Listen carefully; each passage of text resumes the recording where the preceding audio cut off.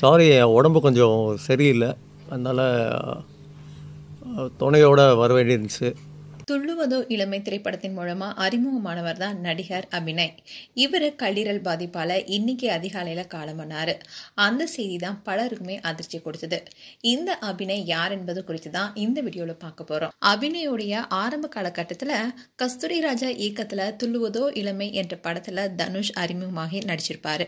அந்த படத்துல தனுஷ்க்கு நண்பரா நடிச்சவர் தான் அபிநய். இந்த படத்துல தனுஷுடைய தோற்றம் எந்த அளவுக்கு விமர்சனங்கள் ஏற்பட்டுச்சோ அதே அளவுக்கு அனைவராலும் கவனிக்கப்பட்ட நடிகர் தான் தனுஷுடைய நண்பரா நடிச்ச அபிநய்.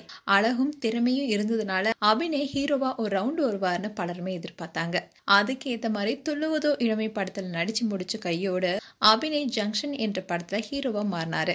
ஆனா இந்த படம் எதிர்பார்த்த அளவுக்கு ஓடல, தோல்வியில தான் முடிஞ்சது. சோ ஹீரோ கேரக்டர் அவருக்கு சரிப்பட்டு வராத காரணத்தினால குணச்சித்திர கேரக்டர் நடிக்கலான்னு பல படங்கள் நடிக்க தொடங்கினாரு.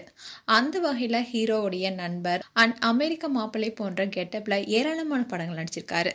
இது வரைக்கும் தமிழ்ல 20க்கும் மேற்பட்ட படங்கள் நடிச்சிருக்காரு. கடைசியா கூட 2014ல சந்தானத்தோட நடிப்புல வெளியான வல்லவனுக்கு புல்லும் ஆயுதம் திரைப்படத்துல ஒரு ரோட்ல கூட நடிச்சிருப்பாரு.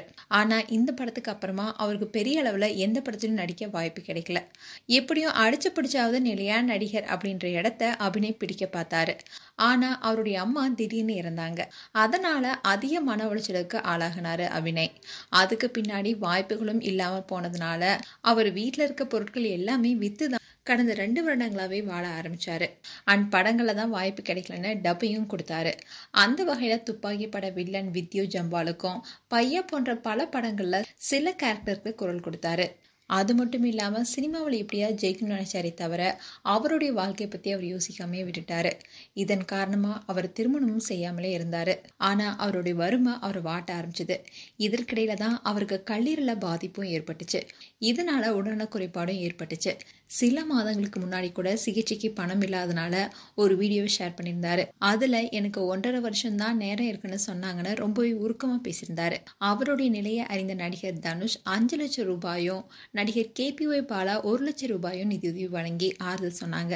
அதோட அவர் அம்மாவுடைய இறப்புக்கு அப்புறமா அவர் தனிமையிலே இருந்திருக்காரு. அந்த தனிமையும் அவரை வாட்ட ஆரம்பிச்சிருக்கு. இந்நிலையில தான் இன்னைக்கு அவர் காலமாக இருக்காரு. இந்நிலையில தான் இவருடைய இறுதி சடங்கிற்கான ஏற்பாடுகள்ல சிக்கலும் ஏற்பட்டுச்சு. இதை தொடர்ந்து தான் நடிகர் சங்கத்தை சார்ந்தவர்கள் பேசும்போது அபிநய் உயிரிழந்த சம்பவம் அதிர்ச்சி கொடுத்திருக்கு. ஆனா அவருடைய இறுதி சடங்கு செய்வதற்கு உறவினர்கள் சென்னையில யாருமே இல்லைன்னு சொல்லியிருக்காங்க. இதை தொடர்ந்து தான் நடிகர் சங்கத்துல இருந்து உறவினர்கள்ட்ட பேசி இறுதி சடங்குக்கான ஏற்பாடுகளையும் உறுதி செஞ்சிருக்காங்க. இந்த இறுதி சடங்கு ஏற்பாடுகளை தென்னிந்திய நடிகர் சங்கத்தின் சார்பில் அதன் நிர்வாக குழு உறுப்பினர் பூச்சி முருகன் முன்னிட்டு நடத்துவதாகவும் அதோட நடிகர் KPY பாலா ஒரு சில நடிகர்கள் கூடவே இருந்து எல்லா உதவிகளும் செஞ்சுட்டு வருவதாகவும் சொல்லப்படுது. இப்படி வாழ்க்கையில பல இன்னல்களை சந்திச்சு இப்போ நம்மளை விட்டு பிரிஞ்சிருக்காரு அபிநய்.